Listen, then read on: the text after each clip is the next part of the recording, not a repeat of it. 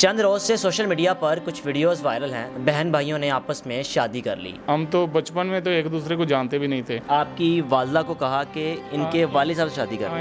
इनकी वालदा फौत हो गई थी। इनकी वालदा फौत हुई थी, ठीक है। ये 4 बहन भाई थे, मगर हमारा जो रिश्ता है वो हमारे लहदा माँ बाप हैं। ये शुरू से मेरा ख्याल करते थे, बहनों की तरह एहसास करते थे मेरा, तो मैं इनका करती थी। कपड़े इस्त्री कर दिए, मुँह धो दिया, पाँव धो दिया, ऐसा ख्याल करती थी। हमारे रिश्तेदारों, हमारे बहन भाइयों ने कर दिया। मैं सीधी बात बताऊँ, उन्होंने कहा जी लो जी, ये तुम्हें पता नहीं पैसे लेती हो, तुम शादी कर लो, तुम खा रही हो इसको, ऐसा करी हो वैसा कर रही हो। ये रेंट का घर है भाई, 9,000 रुपये हमारा किराया है, तो 5-6 हज़ार बिल। तो हम बहुत परेशान थे। यूट्यूबरों ने ना पता नहीं ऊपर क्या लिख के ये हमारी कमेंट्स लो कर दिए, फ़ोन करेंगे, इतने कॉलें आ रही हैं, वो यही कह रहे हैं भाई बहन शादी कर ली वो।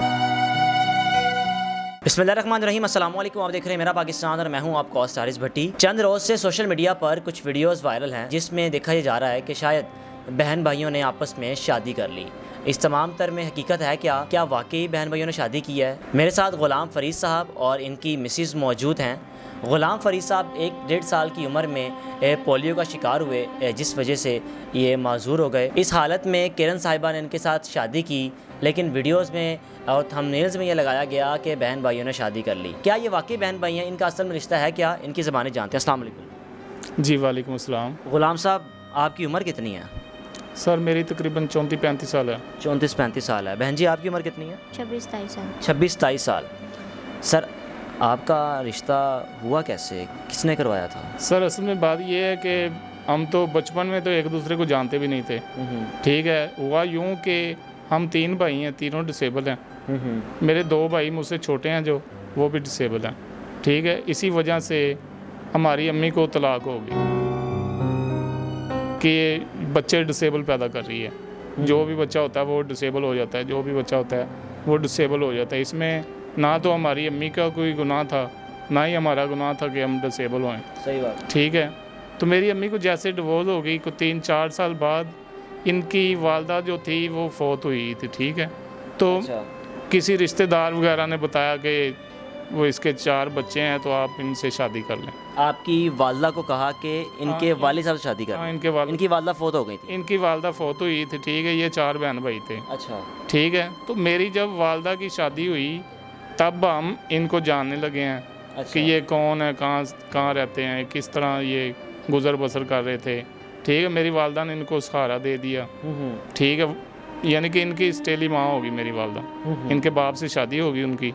तो इसी वजह से हम भी इनको अपने यानी कि जैसे समझ लें कि बहनों भाइयों की तरह समझते थे। अच्छा, ठीक है। मगर हमारा जो रिश्ता है वो हमारे लहदा माँ बाप हैं। इनके माँ बाप लहदा हैं, मेरे माँ बाप लहदा हैं, ठीक है। ये यूट्यूबरों ने हमारे साथ बहुत ज़्यादती की है, ठीक है। हमने अपनी हेल्प के लिए वीडियो बनवाई थी, कुछ मजबूरी बन गई थी। कोई बंदा ऐसे अपने यूट्यूब पे नहीं आना चाहता। बिल्कुल आपकी बात ठीक है, मजबूरी के बायस कोई सामने आता है। मुझे ये बताइएगा कि शादी की एक दूसरे को पसंद करते थे या घर वालों ने बैठ के ऐसे मामला तय किए कि इनकी शादी करवा दी जाए? नहीं भाई, असल में ना इनकी शादी पहले हुई थी, ठीक है। अच्छा। इनकी एक बेटी भी है उसमें से। अच्छा। जो इनके पहले हस्बैंड थे, ठीक है। तो मैं ना इनकी ये लड़ाइयाँ झगड़े वगैरह इनके घर में होते थे। ये अपने ससुराल से लड़ झगड़ के ना अब अम्मी अबू के पास आ जाती थी, ठीक है। अम्मी अबू के पास आती थी, ये सारी बातें मेरे साथ शेयर किया करती थी। ये मेरे साथ ये हो रहा है, मेरे साथ ये हो रहा है, ठीक है। हम भी बचपन से लेके दुखों में पले हैं।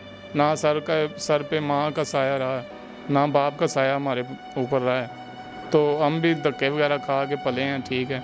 तो हमने ना एक दूसरे से यानी कि शेयर करते थे बातें, ठीक है। तो हमारे जो कुछ रिश्तेदार थे ना, बहन भाई समझ लें या कोई भी, ठीक है, उन्होंने ना हमारे रिश्ते को गलत करार दे दिया। अच्छा। उन्होंने कहा ये आप एक दूसरे से बड़ा बातें करते हैं, ये करते हैं, वो करते हैं, ठीक है। आप दोनों का कुछ चक्कर है, ठीक है। ये बात इनके ससुराल तक पहुंची, उन्होंने इसको डिवोर्स दे दिया। जब डिवोर्स दिया तो इसके रिश्ते आने शुरू हो गए, कुछ 6 माह बाद या 4 माह बाद, ठीक है। तो जो हमारी बात थी वो फैलती काफ़ी फैल गई। भी इन दोनों का कोई आपस में रिलेशन है, यानी कि फिर आप लोगों ने सोचा कि हम शादी कर लें? हाँ। तो हम दोनों ने फिर ये फ़ैसला किया कि अगर इसकी आगे भी शादी हो जाती ना भाई, तो कभी ना कभी कोई ना कोई बंदा इसका जो होने वाला था, जो भी, हस्बैंड, हाँ, उसको पता चलता कि ये तो इसके साथ इसका कोई चक्कर था, हालांकि हमारा कोई ऐसा वैसा चक्कर नहीं था, ठीक है। सिर्फ मैं इसको 15 दिन बाद, 10 दिन बाद या महीने बाद मैं कुछ 1,500 रुपया दे देता था बच्ची के लिए। काम पे जाती थी, मैंने रोका कि काम पे ना जाया करो, ठीक है। मैंने इसके जो अब्बू है ना, मैं भी उसको भी अब्बू कहता हूँ मैं, क्योंकि मेरी अम्मी के साथ उनकी शादी हुई है। उसको मैंने बोला फ़ोन करके, मैंने कहा अब्बू आप ना इसको काम पे ना जाना दिया करो, जो इसकी बच्ची का खर्चा होगा ना वो मैं भेज दिया करूँगा, ठीक है, ईजी पैसा के ज़रिए, जब कभी कोई आए जाएगा तो उसके हाथ भेज दूँ। तो बस इसी बात पे ना सब ने बातें करनी शुरू कर दी कि ये कोई चक्कर है जी, क्यों पैसे देता है, तुम क्यों लेती हो पैसे, इसको कहते तो तुम क्यों पैसे लेती हो, तुम इसे शादी कर लो, इन्ना तेन ख्याल है तेंदा। ठीक है किरण साहिबा, आप बताइएगा, शादी इन्होंने कर लिया आपके साथ, लोगों की ताने भी सुनने पड़े थे जब आपको डाइवोर्स हुई, इस वजह से कि शायद आपका इनके साथ ताल्लुक़ है, लेकिन उसके बाद इस चीज़ को उन्होंने बजाय इसके कि आप कहीं और शादी करती खुद ही कर ली।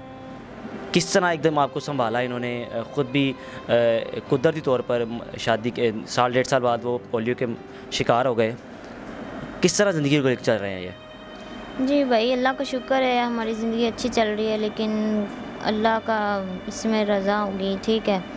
हमारा इस तरह हुआ ना कि मेरे रिश्ते भी आ रहे थे, तो मैं बहुत दुखी थी, परेशान थी अपनी बेटी की वजह से और अपने ससुराल वालों की वजह से और हमारे रिश्तेदारों की वजह से, सब बातें करते थे।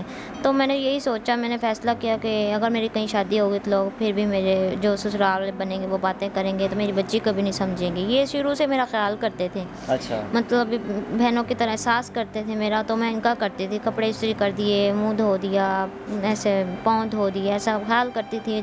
मुझे बुरा नहीं लगता था कि मुझे ये काम करना, मुझे अच्छा लगता था इनका ख्याल करना। तो बस सब ने ना हमारे रिश्तेदारों, हमारे बहन भाइयों ने कर दिया। मैं सीधी बात बताऊँ, उन्होंने कहा जी लो जी, ये तुम इतने पता नहीं पैसे लेती हो, तुम शादी कर लो, तुम खा रही हो इसको, ऐसा करी हो वैसा कर रही हो। तो इस बात से ना मेरे रिश्ते भी आने लग गए। तो मेरे अब्बू ने मुझे कहा कि बेटा तुम्हारी शादी करनी है। ज़ाहिर वो मेरे बाप थे, मुझे ऐसे बैठा कर तो नहीं रखना था। तो अभी ज़िंदगी के हालात कैसे हैं? ख़ुद भी माशाल्लाह ये मेहनत भी करते हैं, सिस्टम कैसा चल रहा है? भाई बहुत मुश्किल से चल रहा है, हम बहुत परेशान थे, दुखी थे, हमारे ऊपर कर्ज़ा था 4-5 लाख रुपए। तो ये इस कर्ज़ा कैसे चढ़ गया? वो ये काम कर रहे हैं, ये रुमालें वगैरह स्टॉल वगैरह लगाते हैं ना, तो वो थोड़ा थोड़ा ले लेके वो पैसे बन गए। तो 2-3 हज़ार 4 हज़ार दे दिए बस, बाकी फिर कर्ज़ा चढ़ गया। तो ऊपर से इनका एक्सीडेंट हो गया वही ये बकरा ईद के बाद। तो उस वक्त से ये काम पे नहीं गए, तो हम परेशान थे। हमें किसी ने मशवरा दिया कि आप ऐसा करें, आपके हालात ठीक हो जाएंगे। ऊपर से हमारा घर भी नहीं था अपना।